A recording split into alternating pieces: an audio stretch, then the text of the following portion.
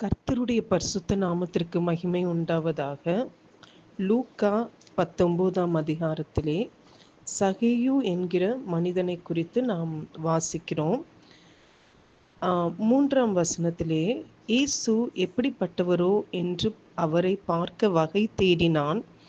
அவன் குள்ளனானபடியால் ஜனக்கூட்டத்தில் அவரை காணக்கூடாமல் அவர் போகும் வழியில் முன்னாக ஓடி அவரை பார்க்கும்படி ஒரு காட்டத்தி மரத்தில் ஏறினான். நாம் அனைவருமே சகேயுவை குறித்து நன்கு அறிந்திருக்கிறோம். இன்றைய தினத்திலே கர்த்தர் நமக்கு வெளிப்படுத்தி கொடுக்கிற ஒரு காரியம் என்னவென்றால், அவன் குள்ளனானபடியால் ஜனக்கூட்டத்தில் அவரை காணக்கூடாமல் அவர் போகும் வழியில் முன்னாக ஓடி அவரை பார்க்கும்படி ஒரு காட்டத்தி மரத்தில் ஏறினான். அவருக்குள் இருந்த இயற்கையாகவே இருந்த ஒரு குறைவு, அவருக்கு இருக்க வேண்டிய, அவருடைய வயதிற்கு இருக்க வேண்டிய அந்த உயரம் அவருக்கு சகேயுவுக்கு இல்லை. அப்போ அந்த குறைவு அவரை என்ன பண்ண வைத்ததுன்னா, கர்த்தரை பார்க்கும்படியாய், இயேசு கிறிஸ்து எப்படிப்பட்டவரோ என்று பார்க்கும்படியாய் ஒரு காட்டத்தி மரத்தில் அவர் ஏறுகிறார். அதற்கு பின்பு நம்ம நடந்த காரியங்களை நாம் அறிகிறோம். அவர் எல்லாரை போலவும் ஒரு உயரத்தை உடைய ஒரு மனிதனாக அவர் இருந்திருந்தாரானால், அவர் எல்லாரை போலவும் அந்த ஜனக்கூட்டத்தில் இணைந்து அவர் இயேசு கிறிஸ்துவை வந்து பார்த்திருப்பார். ஆனால் அவர் வாழ்க்கையில் இருந்த ஒரு குறைவு அவரை கர்த்தரை தேடும்படியாய் அவர் ஒரு முயற்சி செய்கிறார். ஒரு காட்டத்தி மரத்தில் ஏறி பார்க்கும் பொழுது இயேசு கிறிஸ்து அவருடைய வாஞ்சை, சகேயுவின் வாஞ்சை, இயேசு கிறிஸ்துவை சகேயுவை நீ கீழே இறங்கி வா, நான் உன் வீட்டில் தங்க வேண்டும், அதே போல ரட்சிப்பை சகேயுடைய வாழ்க்கையில் கொண்டு வருகிறது. இதில் நாம் பார்க்கலாம், சகேயுவுக்குள் இருந்த ஒரு குறைவு அவரை இயேசு கிறிஸ்துவை தன் வாழ்க்கையில் பெற்றுக்கொள்ளும்படியாய் வழியை உண்டாக்கிற்று. ஹல்லேலூயா. நம்மளுடைய வாழ்க்கையிலே நமக்கு இயற்கையாகவோ அல்லது நாம் கடந்து வந்த சூழ்நிலைகளிலே நம்மளுக்கு நம்மளுடைய வாழ்க்கையிலே நடந்த பல சூழ்நிலைகள், பல காரியங்கள் நமக்குள் நிறைய கேள்விகளை எழுப்பலாம். ஒரு சில நேரங்கள் நம்மளுக்கு நீதியாய் நடக்க வேண்டிய காரியங்கள் நடக்காமல் அநீதியான காரியங்கள் நடந்திருக்கலாம். ஒரு சில நேரங்களிலே நாம் தேவையில்லாத விதத்திலே காயப்பட்டு இருக்கலாம். ஒரு சில நேரத்திலே நாம் ஒடுக்கப்பட்டு போயிருக்கலாம்.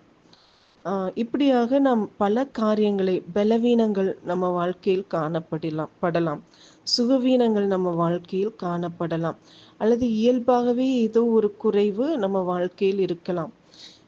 எதுவாக இருந்தாலும் அந்த காரியம் அது கர்த்தரிடத்தில் நம்மளை கொண்டு போய் சேர்க்க வேண்டும். ஹல்லேலூயா.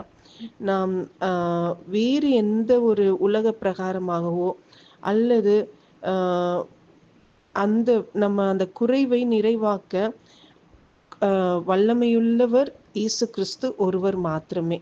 உதாரணத்துக்கு, நாம் ஒரு அநீதி நம்மளுடைய வாழ்க்கையில் நடந்து விட்டதாக நாம் உணர்கிறோமா? ஈசப்பாக்கு இந்த நாளில் அதை நினைத்து நாம் நன்றி சொல்வோம். ஏனென்றால் நம்ம கடந்து வந்த பாதையை நாம் நோக்கி பார்க்கும் பொழுது அப்படிப்பட்ட சூழ்நிலைகளை தேவன் அனுமதித்ததின் நிமித்தமே இன்றைக்கு நாம் எப்படிப்பட்ட ஒரு உறவுக்குள்ளாய் இயேசு கிறிஸ்துவோடு இருக்கிறோம், அல்லது இயேசு கிறிஸ்துவினுடைய அந்த ரட்சிப்பின் அனுபவங்கள் நம்ம வாழ்க்கையிலே ஆவிக்குரிய ஒரு வளர்ச்சிக்குரிய காரியம். இதை பார்க்கும் பொழுது நாம் வாழ்க்கையில் கடந்து வந்த பல்வேறு சூழ்நிலைகளும் பாதைகளும் தான் இதற்கெல்லாம் ஒரு காரணமாக இருந்தது.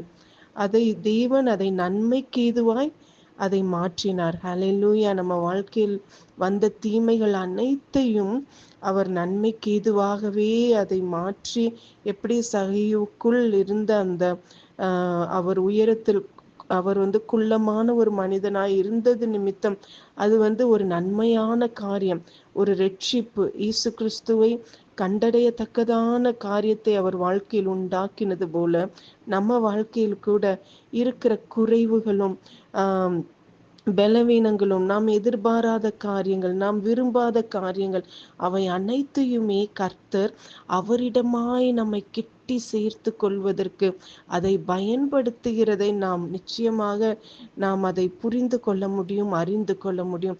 இன்றைய தினத்திலே அதை எண்ணி, கர்த்தாவே எனக்கு நீங்க இந்த வாழ்க்கையிலே அனுமதித்திருக்கிற இப்படிப்பட்ட குறைவுகளுக்காகவும் ஆண்டவரே பலவீனங்களுக்காக அந்நீதிகளுக்காக நான் கோடான கொடி ஸ்தோத்திரம் செலுத்துகிறேன் அப்பா. அதை எல்லாவற்றையும் நீங்க அதை நன்மைக்கு ஏதுவாக மாற்றி இருக்கிறீங்க. உம்மை கிட்டி சேர்வதற்கு அவைகளை நீங்க பயன்படுத்தி இருக்கிறீங்க என்று நாம் இந்த நாள்ல ஒரு முழு இருதயத்தோட இயேசு கிறிஸ்துவுக்கு நாம் நன்றி செலுத்துவோமா? நிச்சயமாகவே இன்னும் நாம் அநேகருக்கு பிரயோஜனமுள்ள ஒரு பாத்திரமாய் கர்த்தர் நம்மளை எடுத்து பயன்படுத்துவார். God bless you.